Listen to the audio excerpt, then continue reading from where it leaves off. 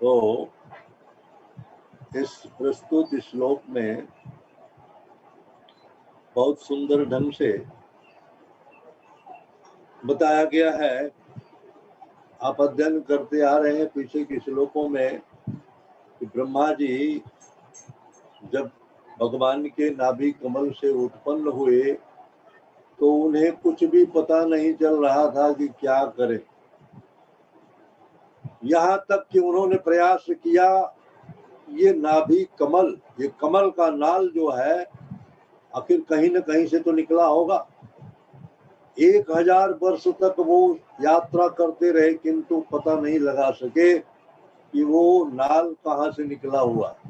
वापस आके बैठ गए उस कमल पुष्प के ऊपर और भगवान की प्रेरणा से उन्हें 2 अक्षर सुनाई पड़े। वर्णमाला के 16वें और 21वें अक्षर को जब उन्होंने सुना, उसको संयुक्त किया तो शब्द बना तप, तप। ऐसा उन्होंने आदेश मान लिया कि मुझे यह आदेश दिया जा रहा है कि मुझे तपस्या करनी चाहिए। और फिर ब्रह्मा जी ने तपस्या किया, 1000 दिव्य वर्ष तक तपस्या जब किया उन्होंने, तो भगवान अंदर ही उनको अपना प्रकाश जो है वो दिखाया उन्होंने। आध्यात्मिक जगत को भी और भगवान को भी पूर्ण रूप से भगवान को उन्होंने देखा और तत्पश्चात भगवान का जैसा निर्देश हुआ उनको वैसा उन्होंने करना शुरू किया। यहाँ पर बताया जा रहा है कि इस तरह भगवान को उनके पूर्ण रूप में देखकर ब्रह्मा जी का हृदय आनंद से आप्लावित हो उठा। कोई भी व्यक्ति यदि उसे भगवान का दर्शन होगा तो निश्चित ही उसका हृदय जो है वो आह्लाद से भर जाएगा। ये तो ब्रह्मा जी थे और दिव्य प्रेम का आनंद से उनके नेत्रों में प्रेमाश्रु आ गए। वह भगवान के समक्ष नतमस्तक हो गए। जीव परमहंस के लिए परम सिद्धि की यही विधि है। जैसा कि महाप्रभु चैतन्य जी ने कहा, नयनम गलदश्रुधार्या वदनं गदगदरुद्ध्या गिरा पुलकैरनिचितं बपुः कदा तव नाम ग्रहणे भविष्यति। हे प्रभु, आपका नाम कीर्तन करते करते मेरी कब ऐसी अवस्था होगी कि गला रूंध जाएगा और नेत्र से अश्रु प्रवाह होगा। ऐसी स्थिति कब आएगी? यही है परमहंस की स्थिति। नयनंगल सुधार्या वदनंगद गरुद्या गिरा पुलकैरनिचितं बपुः कदा तव नाम ग्रहणे भविष्यति। पूरा शरीर जो है कब रोमांचित हो जाएगा, ऐसी स्थिति मेरे जीवन में कब आएगी? हर किसी के जीवन में स्थिति आ सकती है, किंतु शर्त एक है कि वो पूर्ण निष्ठा के साथ, पूर्ण विश्वास के साथ भगवान के नाम में, भगवान में, वो भगवान के नाम का कीर्तन करे। सिर्फ एक ही चीज है, पूर्ण विश्वास और पूर्ण निष्ठा के साथ भगवान के नाम का कीर्तन करे, जप करे। परमहंस की स्थिति में वो पहुंच सकता है। संसार में वो अपना वृत्तिवर्ग कर्म जो कर रहा है, जो उसके लिए निर्धारित है, वो करते हुए भी, जैसा कि बताया गया है इसमें, प्रभुपाद महाराज ने कहा है, संन्यास लेने की कोई आवश्यकता नहीं है। एक गृहस्थ आश्रम में भी आप भगवान को प्राप्त कर सकते, भगवान का दर्शन कर सकते। आप भगवान का नित्य नाम लेते हैं, जैसा कि आप जानते हैं, भगवान के नाम और भगवान में कोई अंतर नहीं है। नाम में रुचि हो जाएगी और नाम कीर्तन करते रहेंगे निष्ठा और विश्वास के साथ, तो एक दिन नामी भी मिल जाएगा। ये नाम नामी तक पहुंचा देगा। नाम और नामी में कोई अंतर नहीं है। कहते हैं कि बद्ध जीवन में ईर्ष्या सबसे ऊपर से, अर्थात श्री भगवान के विरुद्ध ईर्ष्या रखने से शुरू होती है। जीव मात्र इस भौतिक जगत में क्यों आया? भगवान के प्रति उसके अंदर ईर्ष्या जागृत हुई। भगवान को आनंद लेता देख करके उसके अंदर ईर्ष्या जागृत हुई। परिणाम स्वरूप उसका पतन हुआ और इस भौतिक जगत में डाल दिया गया, जहाँ ईर्ष्या ईर्ष्या है। इस भौतिक जगत में ईर्ष्या द्वेष के अलावा और कुछ है नहीं। काम क्रोध लोभ मोह मद मत्सर, ये इस भौतिक जगत के बहुत बड़े रोग हैं और इन्हीं के अंतर्गत ये जीव जो है परेशान है। ये हमारे अंदर ही विराजमान है, बाहर नहीं, हमारे अंदर ही है। काम क्रोध लोभ मोह मत्सर ये अपने अंदर ही है, लेकिन हम इन पर कभी विचार नहीं कर पाते हैं। इनको देखने का प्रयास हम नहीं करते हैं और भगवान को देखने की हमारे अंदर बड़ी लालसा होती है। जब तक हमारे अंदर ये 6 शत्रु बैठे हैं, भगवान हमारे हृदय के अंदर कैसे आ सकते हैं? ये 6 शत्रु आसन जमा करके बैठे हैं, हृदय में जगह रिक्त नहीं है, तो भगवान कैसे आ सकते? और ये 6 शत्रु हमारे अंदर के जो हैं, इनको हृदय से निकालने का एक ही तरीका है। वो तरीका है आदौ श्रद्धा तथा साधु संग, उसके बाद फिर नाम संकीर्तन, अनर्थ निवृत्ति। अपने आप क्रम से जो है उत्तरोत्तर जब आप उन्नति करते चले जाएंगे तो एक ऐसी स्थिति आएगी जबकि अंदर आपके प्रेम उत्पन्न हो जाएगा भगवान के प्रति, और ये सारे के सारे अनर्थ जो है वो अपने आप भाग जाएंगे। इस नाम में इतनी शक्ति है कि महाप्रभु ने कहा, नाम नाम कार्य बहुधा निज सर्वशक्ति तत्रार्पिता नियमित स्मरणेन काल एतादृशी तव कृपा भगवन ममा विदुर्दैव मीदृशी महाजनिनानुराग। हे प्रभु, आपने अपने नामों में अपार शक्ति भर दी है, इतनी शक्ति भर दी है कि जिसका कोई आकलन नहीं किया जा सकता है, और इसको लेने के लिए कोई पाबंदी नहीं है। आप शुद्ध हैं कि अशुद्ध हैं, कहाँ हैं, किसी भी स्थान पर, किसी भी समय, किसी भी अवस्था में आप भगवान के नाम का उच्चारण कर सकते हैं। किसी भी प्रकार का कोई नियम कायदा नहीं है। किंतु दुर्भाग्य हमारा है कि आपके इन पवित्र नामों के प्रति हमारी रुचि नहीं हो रही। तो कभी किसमें है, हम में है ना, भगवान के नामों में हमारी रुचि नहीं हो पा रही। और रुचि के लिए क्या है, हमको आचार्यों के द्वारा बताए गए मार्ग पर चलना होगा। जैसा कि यहाँ बताया गया है, ब्रह्मा जी चल रहे हैं, भगवान के द्वारा बताए गए मार्ग पर चल रहे हैं, और ब्रह्मा जी ने जो मार्ग निर्धारित किया है हमें उसी पर चलना चाहिए। महाजनो येन गतः स पंथा, किस पंथ पर चलना चाहिए, किस मार्ग पर चलना चाहिए, ये महाजन जो है जिस मार्ग का हमारे लिए जो इन्होंने प्रेस्क्राइब किया है, जो मार्गदर्शन दिया है, जिस मार्ग पर चलने के लिए निर्देशित किया है, उसी मार्ग पर हमको चलना चाहिए। और खास करके इस कलयुग में महाप्रभु चैतन्य जी, आप पढ़ेंगे एकादश स्कंद में 5वें अध्याय में बड़ा सुंदर श्लोक संख्या 32, 33 और 34 में आप लोग देख सकेंगे, जहाँ महाप्रभु चैतन्य जी के विषय में बताया गया है। कृष्ण वर्णम तुषा कृष्ण सांगोपांगास्त पार्षद यज्ञ संकीर्तन प्राय यजंति ही सुमेधसः। इस कलयुग में जैसा कि पहले आप अध्ययन कर चुके हैं, प्रायेण अल्पायुष सभ्य कलावस्मिन युगे जना मंदासु मंदमतयो मंद भाग्य उपद्रुता। कलयुग के जीव मंद भाग्य होंगे, अल्पायु होंगे, पथभ्रष्ट होंगे, नाना प्रकार के दोषों से युक्त होंगे। इसलिए उनके लिए महाप्रभु चैतन्य जी प्रकट होकर के उन्होंने क्या कहा, यज्ञ संकीर्तन प्राय यजंति ही सुमेधसा।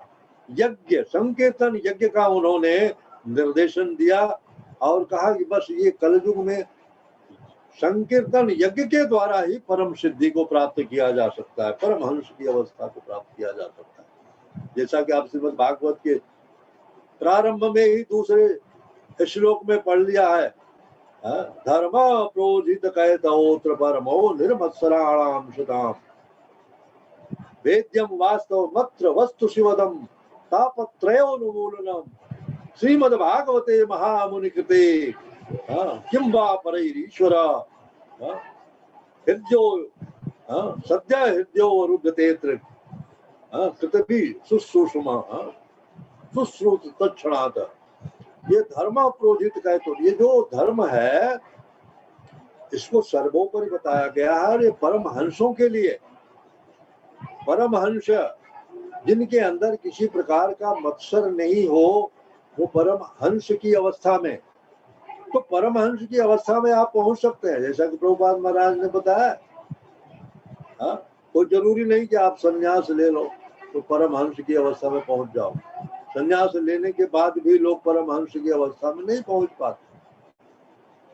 जरूरत इस बात की है कि आप पूर्ववर्ती आचार्य, जो प्रामाणिक आचार्य हैं, जो परंपरा के द्वारा जिन्होंने ज्ञान अर्जित किया है, जो परंपरा को पूर्ण रूप से उसका अनुसरण करते हुए भगवान की भक्ति में रत हैं, ऐसे आचार्यों के मार्गदर्शन से आप उस परमहंस की स्थिति में पहुंच सकते हैं।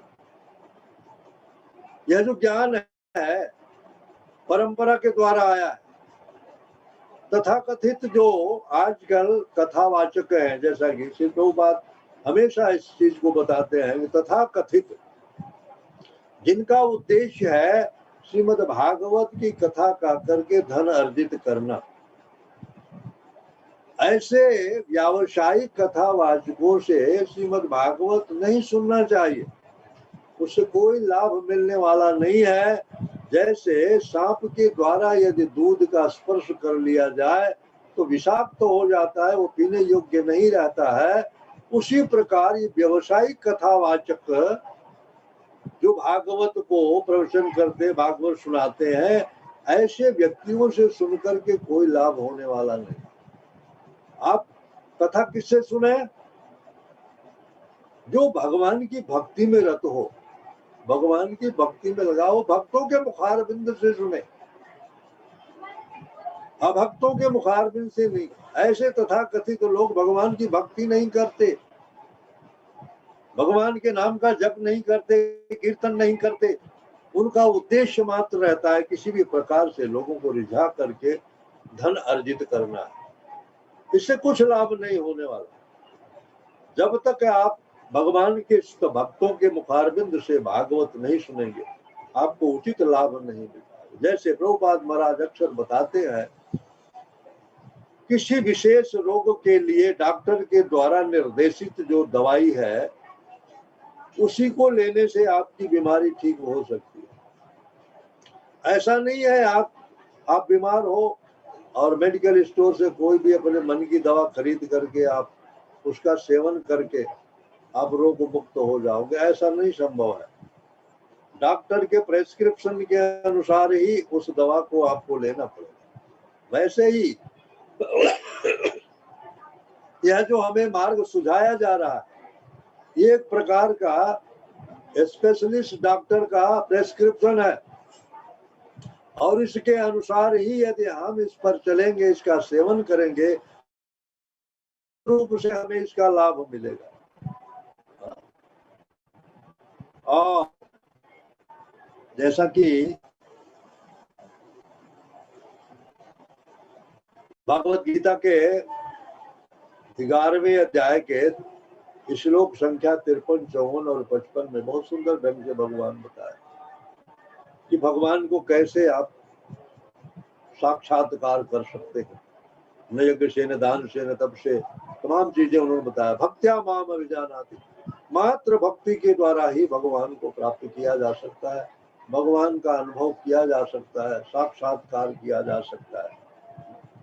इसीलिए भक्ति योग पर बहुत ज्यादा बल दिया जाता है। कर्मकांड, ज्ञान कांड, विषय भांड, कर्मकांड, ज्ञान कांड, विषय भांड, विषयों का वर्तन ये विष का वर्तन है। जैसे बहुत सुंदर वर्तन हो, पात्र हो, ऊपर से चमक रहा है, सोने का पात्र क्यों न हो, और अंदर उसके विष भरा हो। तो ऐसा ही ये कर्मी ज्ञानी जो है, ये विष के बर्तन जैसे हैं। ये ऊपर से भले चमक दमक है इनके अंदर, किंतु इनके अंदर जो चीज है वो विष के समान ही है। मानव देह जो प्राप्त हुआ है, ये तपस्या के लिए प्राप्त हुआ है। भगवान ऋषभदेव अपने 100 पुत्रों को उपदेश देते, तपो दिव्यम, ये जो शरीर मिला है ये तपस्या के लिए मिला है। और तपस्या क्या है? इस कलयुग में हरे नाम हरे नाम हरे नाम एव केवलम फलो नास्तेव नास्तेव नास्तेव गतिरन्यथा। इस कलयुग में दूसरा कोई गति का साधन नहीं है। हरे नाम ही केवल, इसके अलावा और कुछ नहीं। हमारे आचार्य हमेशा इसकी संस्तुति करते हैं कि हरि नाम के अलावा और कुछ नहीं। एक पैसे का खर्च नहीं है और कोई परिश्रम नहीं है। इस हरि नाम को लेने के लिए कोई भी ले सकता है। श्रील प्रभुपाद जी ने कहा अपने तात्पर्य में एक जगह कि इवन डॉग कैन चैंट, कुत्ता भी भगवान के इस नाम को ले सकता, भी ले सकता, इसी के लिए कोई पाबंदी नहीं है। विराट हूणांग पुलिंद पुलकषा आभीर सोम्बायवना कषादया ये अन्ये च पापा यदपाश्रयाश्रया शुद्धन्ति तस्मै प्रभु विष्णवे। इसी दूसरे स्कंद में आप चौथे अध्याय में पढ़ते हैं कि ऐसे जो वर्णाश्रम के नीचे है, ब्राह्मण क्षत्रिय वैश्य शूद्र तो वर्णाश्रम में आते हैं, किंतु ऐसे अधम लोग जो है किरात हूण पुलिंद पुल आबीर कुंभा खर्ष, ये ऐसे हैं जो वर्णाश्रम से एकदम और नीचे है।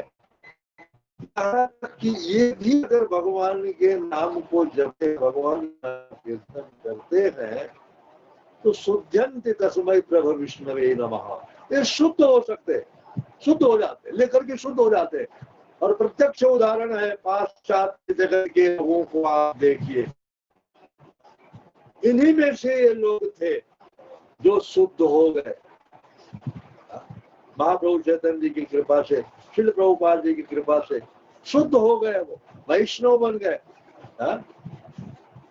भगवान भगवत गीता में भी बताते हैं, माम ही पार्थ व्यपाश्रित ये विषयो पाप योनया स्त्रियों वैश्या तथा शूद्र ते भी यान्ति परमाम गति, परम गति को प्राप्त करने के लिए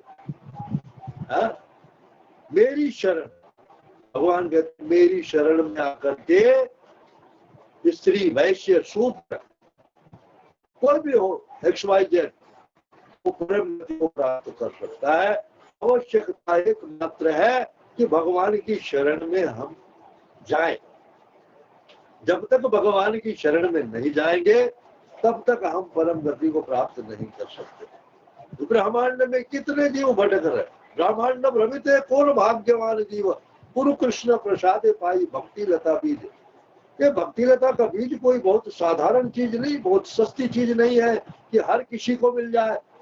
इसके लिए भगवान की कृपा और गुरु की कृपा दोनों की आवश्यकता है। भगवान जब किसी पर कृपा करते हैं तो उसे किसी शुद्ध भक्त से मिला देते हैं, जैसा कि आप लोगों के ऊपर भगवान की कृपा हुई है और आप इस शुद्ध भक्त के सानिध्य में आ गए हैं और परिणाम स्वरूप आप नित्य भागवत सुन रहे हैं और उस भक्ति मार्ग का आनंद ले रहे हैं।